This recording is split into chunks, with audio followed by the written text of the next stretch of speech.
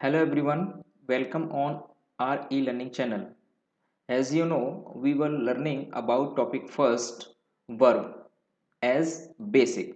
So far, we have completed two lecture on this topic and today we will learn about further topics which has been given in this chapter. The topic of the day is should.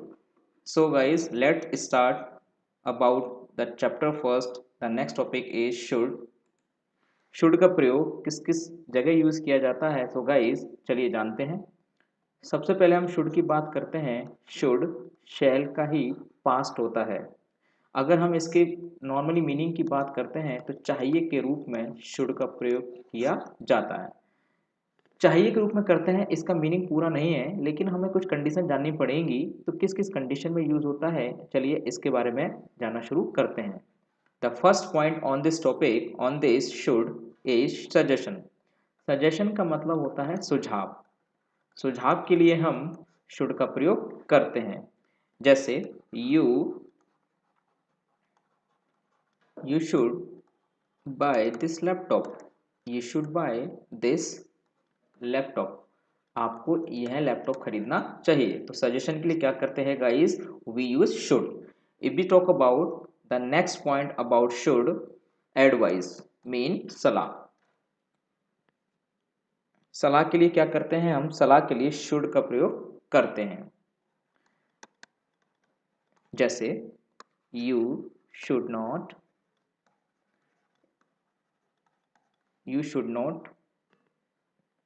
Waste time in watching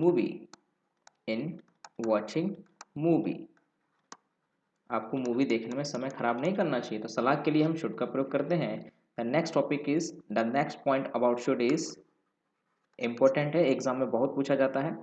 जब भी हम लेस्ट का प्रयोग करते हैं, यानी लेस्ट का मतलब होता है कहीं ऐसा ना हो, कहीं ऐसा ना हो, कहीं ऐसा ना हो। जब लेस्ट का यूज़ करते हैं तो इसके बाद हमेशा पर्पस वाली क्लॉज आती है जो कॉम्प्लेक्स सेंटेंस में यूज़ की जाती है और हमेशा पर्पस दिखाने के लिए शुड का प्रयोग किया जाता है लेस्ट के साथ। जैसे बात करते हैं एग्जाम्पल की, run slowly lest you should fall, कहीं ऐसा ना हो कि आप गिर जाओ, धीरे चलिए, कहीं ऐसा ना हो कि गिर जाओ। तो लेस्ट के बाद हमेशा शुड का पेयर बनता है। अब इस पॉइंट को समझेंगे। कहीं जरूरी नहीं है कि लेस्ट का शुड का प्रयोग हो, एक और कंडीशन है, आप प्रेजेंट इंडेफिनिट का भी यूज कर सकते हो लेस्ट के बाद। As run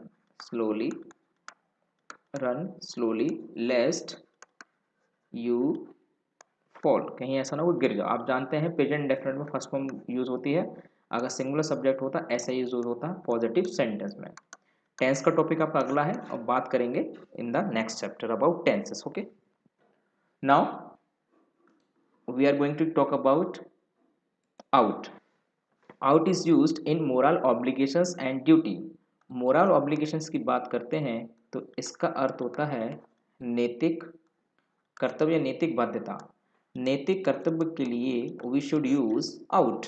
as we ought to respect our national flag,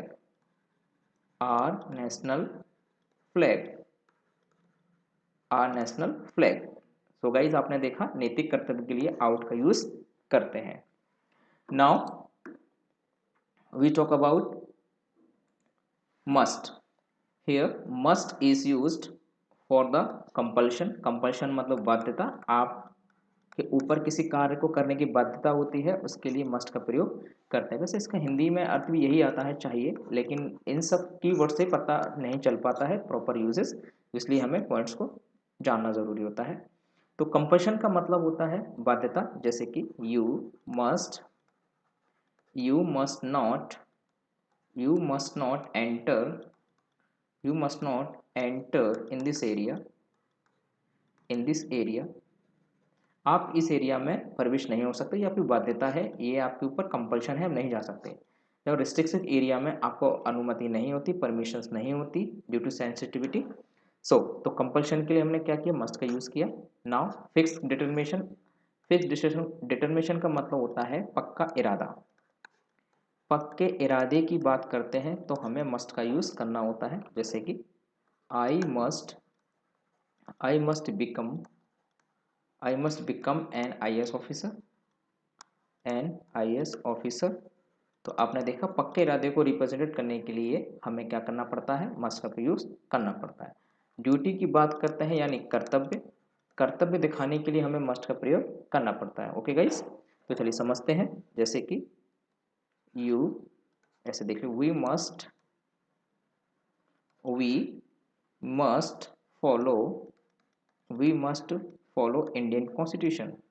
हमें इंडियन कॉन्स्टिट्यूशन को फॉलो करना चाहिए और करना ही पड़ेगा, क्योंकि एक बाध्यता है हमारे पास कि आपको इसके हिसाब से चलना ही पड़ेगा, जो नॉर्म्स होते हैं हमारे कंट्री के लिए। तो अब बात करते हैं use to. It is very important also for the point of view of exams. तो चलिए पहला पॉइंट है पास्ट हैबिट। अगर भूतकाल में कोई भी आपकी आदत रही है, पुरानी आदत रही है और लंबे समय तक वो चलती है और वो खत्म हो जाती है, तो उसको शो करने के लिए यूज टू का प्रयोग करते हैं। ठीक है, जैसे कि use to I use to go to school, I use to go to school by bicycle, by bicycle, मैं बाइसिकल से स्कूल जाया करता था। अब एक चीज़ को ध्यान दीजिएगा, अगर पास्ट की आदत को दिखाने के लिए हमने यूज टू सेकंड फॉर्म का यूज़ किया, अब ऐसा नहीं होगा कि फर्स्ट फॉर्म आप यूज़ कर रहे हो प्रेजेंट में रूटीन दिखाने के लिए। ओके, वर्तमान में जो रूटीन होता है, जो दैनिक कार्य होता है, उसको दिखाने के लिए हम यूजेस का यूज़ नहीं करते हैं, क्योंकि ऑलरेडी प्रेजेंट इंडेफिनिट के सेंटेंस में रूटीन एक्शन होता है, रूटीन एक्शन को ऑलरेडी काम करता है, तो इसलिए हम इसकी सहायता नहीं लेते, यानी इसका यूज़ नहीं करते हैं। जैसे कि आई टीच इंग्लिश, मैं इंग्लिश पढ़ाता हूँ, तो ये रूटीन एक्शन है। तो आपने देखा ऑलरेडी प्रेजेंट इंडेफिनिट में रूटीन एक्शन होता है। अब देखिए यूज टू का प्रयोग हम अफर्मेटिव, नेगेटिव, इंट्रोगेटिव तीनों में यूज कर सकते हैं। जैसे कि आई यूज टू वर्क हार्ड, मैं कठिन परिश्रम क्या करता था। नेगेटिव बना सकते हो, I use not to work hard, use to I work hard. तो इसको तीनों कंडीशन में इसको यूज कर सकते हैं, इसमें कोई प्रॉब्लम वाली बात नहीं है। चलिए अब देखेंगे एक और चीज़। अगर बी फॉर्म आई है, यानी वर्ब मतलब बी फॉर्म, बी फॉर्म के साथ अगर आपने यूज टू लगाया है और फोर्थ फॉर्म आ रही है, तो ये हमेशा एक्शन किसको दिखाएगा, आदत को दिखाएगा, जो आप एक्शन कर रहे हो डेली एवरीडे। तो एवरीडे के एक्शन के लिए क्या करते हैं गाइस, आप इस स्ट्रक्चर्स का यूज करते हैं। जैसे कि I am use to getting up late, I am use to getting, अब यूज टू किस चीज़ के हो गए हैं आप, जल्दी उठने के, सॉरी लेट उठने के, अब लेट उठ रहे हैं डेली, तो ये हैबिट बन चुकी है आपकी, ये हैबिचुअल एक्शन हो गया है, मतलब आदत में आ चुका है। तो आपने देखा पास्ट के साथ साथ प्रेजेंट की आदत को दिखाने के लिए यूज़ करते हैं, लेकिन ये कौन सी, आप कहोगे तो प्रेजेंट डेफिनेट में ऑलरेडी था रूटीन एक्शन के लिए, ये वो एक्शन है जो एवरीडे होता है, लेकिन इसका फिक्स समय है। लेकिन ये है कि ये अभी ये सिचुएशन अभी भी बनी है, अब ये कंटिन्यूस में चल रही है। ओके, तो देखिए अब बात करते हैं डेयर और need. About this we have already talk about in lecture first, so again यहाँ पर डिस्कस करने को यहाँ पर आता है तो कर लेते हैं। डेयर का मतलब होता है करेज, मतलब साहस कह सकते हैं या दुस्साहस, इसका दोनों ही मीनिंग हो सकते हैं। और नीड का मतलब होता है आवश्यकता होने के लिए, आवश्यकता होने के लिए। ठीक है गाइस, तो देखेंगे पॉइंट फर्स्ट है आपका, डेयर और नीड का प्रयोग हम मॉडल और हेल्पिंग, मॉडल और मेन वर्ब दोनों ही केसेस में यूज होता है। अगर मॉडल के रूप में यूज हुआ है तो इसके साथ इन्फिनेटिव आएगा, यानी टू प्लस वर्ब की फर्स्ट फॉर्म मॉडल आएगी। सॉरी, अगर मेन वर्ब द्वारा समझेंगे, मॉडल की तरह यूज होगा तो इसके साथ मेन वर्ब आएगी। ओके, अगर मेन वर्ब की तरह यूज होगा, अगर डेयर और नीड मेन वर्ब की तरह यूज होगा तो इसके साथ हमेशा इन्फिनिटी का यूज करेंगे। जैसे कि she she needs to go there, उसे वहाँ जाने की आवश्यकता है। आपने देखा नीड्स यहाँ पर मेन वर्ब का काम कर रहा है, इसलिए इन्फिनिटिव लगाया। अगर मैं इसको बोलता she need not go there, तो आपने देखा यहाँ पे हेल्पिंग वर्ब है, तो हेल्पिंग वर्ब होने की वजह से मुझे एक मेन वर्ब चाहिए, और मेन वर्ब कभी भी बिना टू, मेन वर्ब कभी भी टू के साथ नहीं आ सकती, टू कभी भी मेन वर्ब से पहले नहीं आ सकता, यानी फाइनेट वर्ब नहीं आ फाइनाइट वर्ब से पहले नॉन फाइनाइट वर्ब नहीं आ सकती, यानी टू प्लस इन्फिनेटिव नहीं हो सकता, ये ध्यान दीजिएगा यहाँ पर, ये बहुत ज़रूरी है एग्जाम के पॉइंट ऑफ व्यू से जानने के लिए। अब बात करते हैं, अगर डेयर और नीड का प्रयोग, अगर डेयर और नीड का प्रयोग मॉडल में पॉजिटिव सेंटेंस में यूज हुआ, अगर पॉजिटिव सेंटेंस में यूज हुआ है तो क्या होगा, पॉजिटिव सेंटेंस में यूज होता है तो कभी भी हम इसके साथ क्या नहीं कर सकते, इसके साथ कभी भी हम एक और मेन वर्ब नहीं लगा सकते, ठीक है। तो चलिए नेक्स्ट पॉइंट है, अगर डेयर और नीड का प्रयोग, डेयर और नीड का प्रयोग अगर आपने नेगेटिव सेंटेंस में लगाया है तो इस अब जो वर्ब जो आएगी वर्ब से पहले कभी टू नहीं आएगा, ये वही वाली बात हो गई। अगर मैंने लगाया शी डेयर नॉट, अब यहाँ पे जो वर्ब आएगी ना वो टू के साथ नहीं आएगी, मेन वर्ब आएगी, कहने का मतलब ये है, जो वही है जो मैंने आपको अभी बताया, शी डेयर नॉट गो, या अपोज लगाइए, ये ठीक रहेगा। उसकी हिम्मत नहीं है कि उसका विरोध करे, अपोज हिम। तो यहाँ पर अगर डेयर अगर नीड नेगेटिव सेंटेंस में हुआ है तो वो क्या करेगा, मॉडल का काम करेगा, और मॉडल कभी भी इन्फिनेटिव बन के नहीं आई, मॉडल के बाद कभी भी इन्फिनेटिव वर्ब नहीं लगाते हैं, हमेशा क्या लगाते हैं, फाइनाइट वर्ब लगाते हैं बिना बिना टू के साथ फर्स्ट फॉर्म। अब बात करते हैं कि रिक्वेस्ट करने के लिए हमने मॉडल कौन कौन सी पढ़ी, पहली है मेरे पास कैन। कैन का प्रयोग आप जानते हैं कि इनफॉर्मल रिक्वेस्ट के लिए, आम बोलचाल की भाषा के लिए क्या करते हैं बच्चों, हम कैन का प्रयोग करते हैं, can I come, can I sit, अपने दोस्तों से आप बोलते हैं हाँ भाई ले लें, ठीक है क्या मैं यूज़ कर सकता हूँ, क्या मैं ये, तो इनफॉर्मल, ठीक है। If we talk about could, could का प्रयोग हम कर सकते हैं फॉर्मल, औपचारिक भाषा में यूज़ करते हैं इसका, औपचारिक भाषा में, ठीक है। मे का प्रयोग हम कर सकते हैं request with respect, request with respect, तो रिस्पेक्ट के साथ अगर रिक्वेस्ट कर रहे हैं आप मे का प्रयोग करेंगे। और नाउ वुड का प्रयोग किस लिए करेंगे, रिक्वेस्ट, रिक्वेस्ट विद पोलाइट, अगर बहुत ज़्यादा पोलाइट है आप, बहुत ज़्यादा विनम्र निवेदन कर रहे हैं तो उसके लिए आप वुड का प्रयोग करेंगे, ठीक है। चलिए अब बात करते हैं कि अगर मान के चलिए अगर मॉडल इंडेफिनेट सेंटेंस में आई है उसको पैसिव वॉइस बनाने के लिए बी और वर्ब की थर्ड फॉर्म का प्रयोग करते हैं, जैसे can she can write a letter. एक एग्जांपल मैंने लिया, आपने देखा यहाँ पर कैन आया है, ये इंडेफिनेट सेंटेंस है तो इसका पैसिव वॉइस अगर बनाओगे a letter can be written, a letter can be written by her. तो आपने देखा अगर इंडेफिनेट सेंटेंस में मॉडल आया है तो आप सिंपली बी लगाना है और वर्ब की थर्ड फॉर्म लगाना है और मॉडल जो यूज़ होती है वही यूज़ होनी है। कंटिन्यूस का पैसिव वॉइस नहीं बनता, इसकी बात करेंगे हम पैसिव वॉइस में। अगर परफेक्ट मॉडल आया, परफेक्ट मॉडल जैसे कि अगर कोई भी मॉडल आपने लगाई है, मॉडल के साथ है 12 है तो that is called perfect model. इसका पैसिव वॉइस बनाने के लिए क्या करते हैं, इसमें केवल बीन जोड़ देते हैं और बी3 तो आएगा ही आएगा।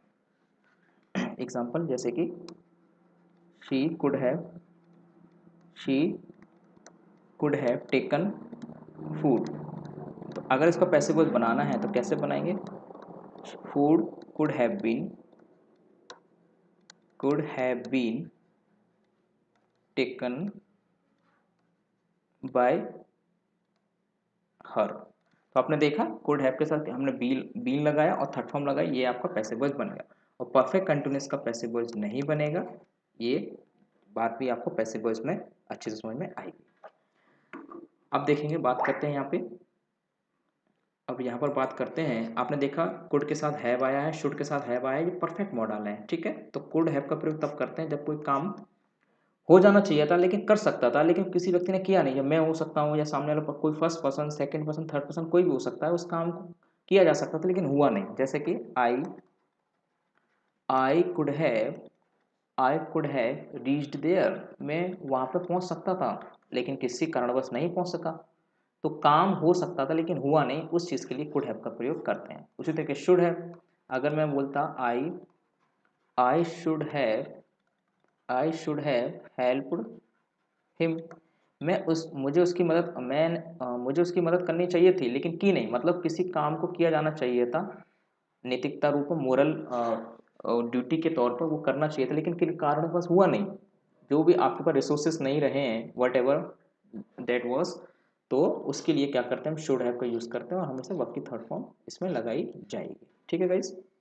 नाउ अब बात करते हैं डू की फॉर्म कौन कौन सी होती हैं। Do, does, did, done. और हैव की फॉर्म भी यही होती है, हैज़, हैव, हैड। खास बात ये होती है, इन जो दोनों फॉर्म है यानी बी की जो फॉर्म होती हैं, इनको हम मेन वर्ब में भी यूज़ कर सकते हैं और हेल्पिंग वर्ब में भी यूज़ कर सकते हैं। चलिए समझ लेते हैं एग्जांपल, जैसे कि आई डू वर्क, मैं कार्य करता हूँ। अच्छा, मैंने बोला I do not do work. तो आपने देखा ये डू क्या कर रहा है, मेन वर्ब का काम कर रहा है, और ये डू किसका काम कर रहा है, हेल्पिंग वर्ब का काम कर रहा है।